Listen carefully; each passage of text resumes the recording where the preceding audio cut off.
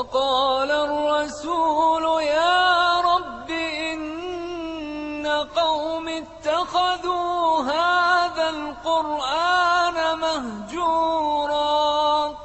وقال الرسول يا رب إن قوم اتخذوا هذا القرآن مهجورا.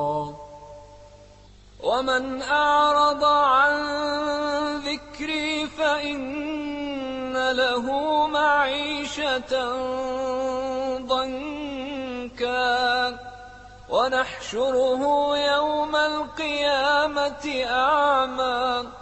قال رب لم حشرتني أعمى وقد كنت بصيرا.